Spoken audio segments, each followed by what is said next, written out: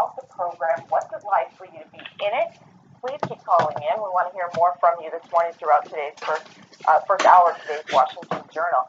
Before we get to more of those phone calls, though, here's a story in the front page of the New York Times that you're going to hear a lot about today. Michael Schmidt reporting that Trump, the president, expected Sessions to keep a leash on the Russia inquiry. President Trump gave firm instructions in March to the top White House's lawyer. Stop the Attorney General, Jeff Sessions, from recusing himself in the Justice Department's investigation into whether Mr. Trump's associates had helped a Russian campaign to disrupt the 2016 election. Public pressure was building for Mr. Sessions, who had been a senior member of the Trump campaign, to step aside. But the White House counsel, Donald McGahn, carried out the president's orders and lobbied Mr. Sessions to remain in charge of the inquiry, according to two people. Mr. McGahn was unsuccessful, and the president erupted in anger in front of numerous White House officials, saying he needed his attorney general to protect him. Mr. Trump said he had expected his top law enforcement officials to safeguard him the way he believed Robert F. Kennedy, as Attorney General, had done for his brother, John Kennedy, and Eric Holder had done for President Barack Obama. Mr. Trump then asked, "Where's my Roy Cohn?" He was referring to his former personal lawyer and fixer, who had been Senator Joseph McCarthy's top aide during the investigations into communist activity in the 50s and died in 1986. The lobbying of Mr. Sessions is one of several previously unreported episodes that the special counsel, Robert Mueller, has learned about as he investigates whether Mr. Trump obstructed the FBI's Russia inquiry. Goes on to say that Mr. Mueller has also substantiated claims that Mr. Mueller, his investigation, has also substantiated claims that Mr. Comey made in a series of memos describing troubling interactions with the president before he was fired in May. The story jumps inside the newspaper, a lengthy piece this morning by Michael Schmidt, and it goes on to say the New York Times has also learned that 4 days before Mr. Comey was fired, one of Mr. Sessions' aides asked a congressional staff member whether he had damaging information about Mr. Comey, part of an apparent effort to undermine the FBI director. It was not clear whether Mr. Mueller's investigators knew about this incident. Michael Schmidt also reports that legal experts said that of the two primary issues Mr. Mueller appears to be investigating, whether Mr. Trump obstructed justice while in office and whether there was collusion between the Trump campaign and Russia, there is currently a larger body of public evidence tying the president to a possible crime of obstruction. But the experts are divided about whether the accumulated evidence is enough for Mr. Mueller to bring an obstruction case. They said it could be difficult to prove that the president, who has broad authority over the executive branch, including the hiring and firing officials, had corrupt intentions when he took actions like ousting the FBI director. Some experts said the case would be stronger if there was evidence that the president had told witnesses to lie under oath. The story also goes on to talk about how the president became very angry at Mr. Comey's testimony on Capitol Hill this past year and lashed out at Mr. Sessions for that. It says that the pressure to make the decision about firing Mr. Comey grew the pressure to make the decision about Mr. Sessions recusing himself grew days later when this Washington Post reported that Mr. Sessions met during the presidential campaign with Russia's ambassador. The disclosure raised questions about whether Mr. Sessions had misled Congress weeks earlier during his confirmation hearing when he told lawmakers he had not met with Russia. It goes on to say Mr. Trump's frustrations with the inquiry erupted again about 3 weeks later when Mr. Comey had publicly, for the first time, said that the Justice Department and the FBI were conducting an investigation into links between Mr. Trump's campaign and Russia. Mr. Comey had told Mr. Trump in private that he was not personally under investigation, yet Mr. Comey infuriated Mr. Trump by refusing to answer a question about that at a hearing where he spoke publicly. They're referring to March 20th, when Mr. Comey was up on Capitol Hill testifying. Here's what he had to say. The FBI, as part of our counterintelligence mission, is investigating the Russian government's efforts to interfere in the 2016 presidential election. That includes investigating the nature of any links between individuals associated with the Trump campaign and the Russian government, and whether there was any coordination between the campaign and Russia's efforts. As with any counterintelligence investigation, this will also include an assessment of whether any crimes were committed. Because it is an open, ongoing investigation and is classified, I cannot say more about what we are doing and whose conduct we are examining. At the request of congressional leaders, we have taken the extraordinary step, in coordination with the Department of Justice, of briefing this Congress's leaders, including the leaders of this committee, in a classified setting in detail about the investigation. But I can't go into those details here. I know that is frustrating to some folks, but it is the way it has to be, for reasons that I hope you and the American people can understand. The FBI is very careful in how we handle information about our cases and about the people we are investigating. We are also very careful about the way we handle information that may be of interest to our foreign adversaries. Both of those interests are at issue in a counterintelligence investigation. Please don't draw any conclusions from the fact that I may not be able to comment on certain topics. I know speculating is part of human nature, but it really isn't fair to draw conclusions simply because I say that I can't comment. If you missed that hearing, you can go to our website, cspan.org. You'll find it there, all of the former FBI Director Comey's testimony. He then again testified on May 3rd, and according to Michael Schmidt's story in the New York Times, that also made the president furious. The attempts to stop Mr. Trump from firing Mr. Comey were successful until that May 3rd hearing, when the FBI director once again testified on Capitol Hill. He spent much of the time describing a series of decisions he had made during the Bureau's investigation into Hillary Clinton's personal email account. Once again, Mr. Comey refused to answer questions from lawmakers about whether Mr. Trump was under investigation. We covered that hearing as well, so go to our website, cspan.org. Another tidbit from Michael Schmidt's story today comes at the end of his piece. Politico had reported last year that the president had asked for Jeff Sessions' resignation. Here is more details about that. Once again, Mr. Trump erupted at Mr. Sessions upon hearing the news. In an Oval Office meeting that Robert Mueller had been tapped as a special counsel, in an Oval Office meeting, the president said the Attorney General had been disloyal for recusing himself from the Russia investigation, and he told Mr. Sessions to resign. Mr. Sessions sent his resignation letter to the president the following day, but Mr. Trump rejected it, sending it back with a handwritten note at the top. Not accepted, the note said. The story in the front page of the New York Times this morning. Again, likely to hear a lot about it today as the day goes on, and we will talk about it here in the Washington Journal. Get your thoughts on it in the last half hour of today's program. Also, a close associate of Mr. Comey's, Benjamin Wittes, had a podcast last night where he talked with New York Times reporter Michael Schmidt about his piece. Listen to what the reporter had to say.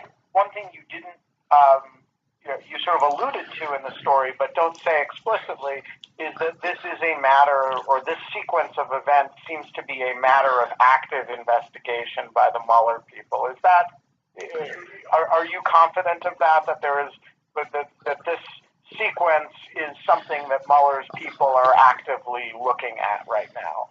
These are all things that Mueller has learned either through documents provided to him by the White House counsel's office, or learned through interviews with White House officials who were there for all of these events.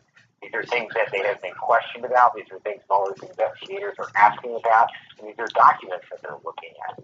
So that is how we got to where we were on understanding what Mueller has, and what Mueller will have to look at if he considers what to do with an obstruction case.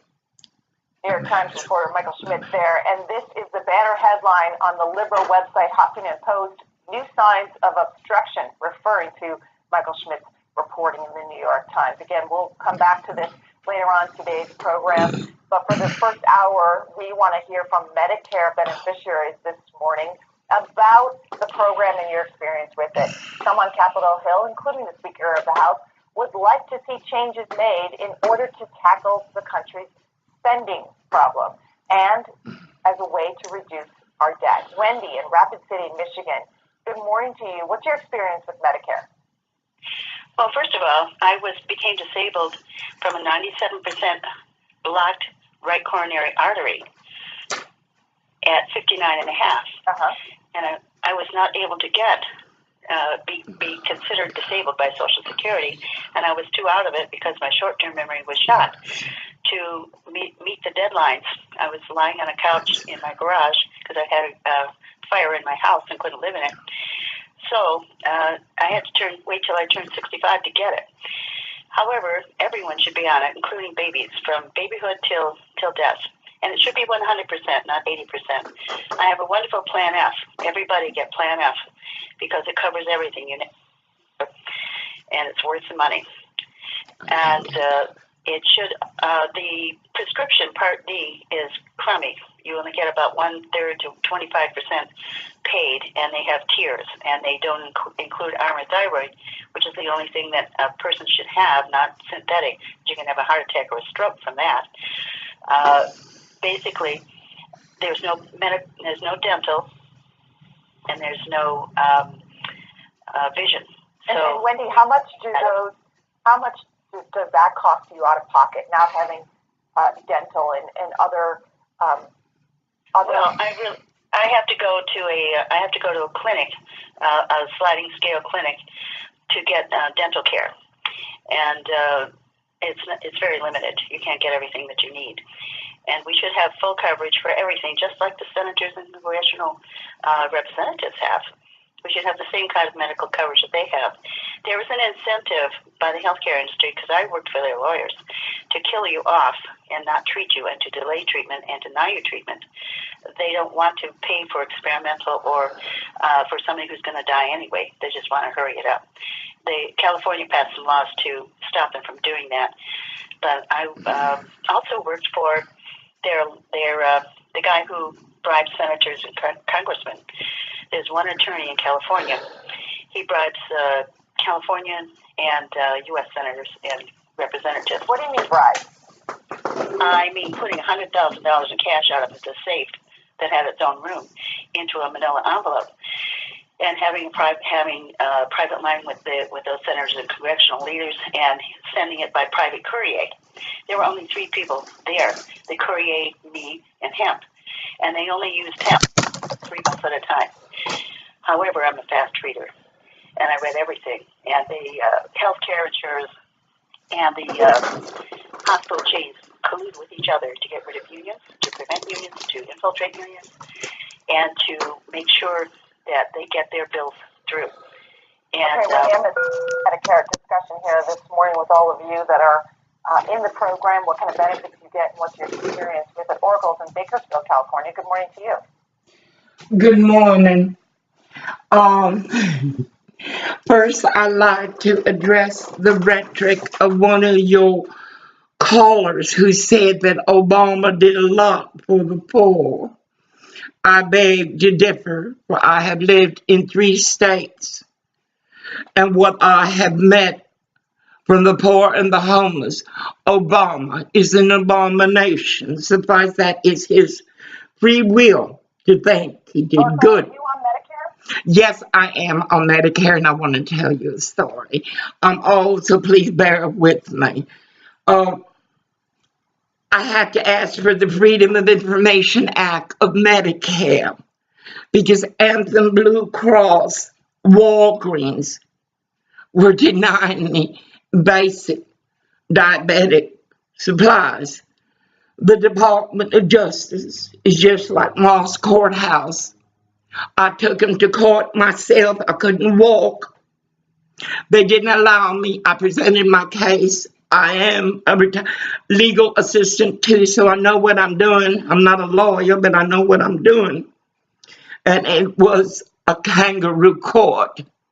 Suffice, when I finally got the Freedom of Information for Medicare, I was stunned. They refused to take any more complaints against Anthem Blue Cross. I was stunned. I have the records now. It's recent. Within the last 3 years, Medicare sided with Anthem Blue Cross. Medicare closed my case. I went into coma, in and out as I am now. If it weren't for Dr. Oz, for oath to do no harm is harm. They're all killing us all. And then Paul Ryan,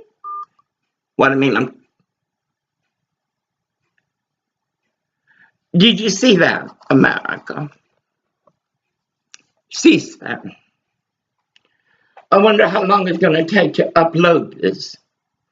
No, no one wants to know the truth. Nobody. And we suffer greatly. C-SPAN is like these folks. C-SPAN don't want to hear what's going on. It's an entertainment show. I cannot believe this rhetoric. Oh, I'm stunned. Allow me to inhale. I am in coma. I have proof from a good blood pressure thing. I had to buy an expensive one. I'm in coma. That my blood pressure is controlled is because biofeedback. It's some hocus pocus. No, C-SPAN hung up on me. Now, I want to know how long it's going to take for this to upload. No, they don't want to hear truth. Nobody does. Yet everybody knows it. Everybody. No, these people are an abomination, for they know the truth. They know we're being murdered. It's going to be hard. Monday at 10 o'clock, 10:30, I have an appointment. It's a male, a Korean. What have they done to me? Ask awful. I must endure a male touch me and a Korean. Let's see how long Hindi will take to upload this. They hung up. And Mark Zuckerberg.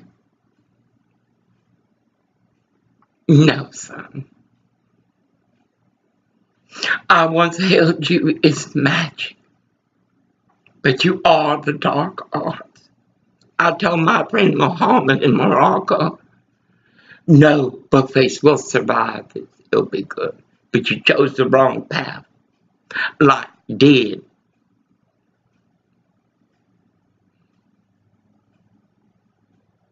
American.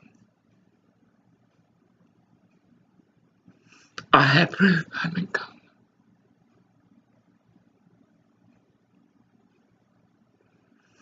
In cricket, I bring back your free headphones.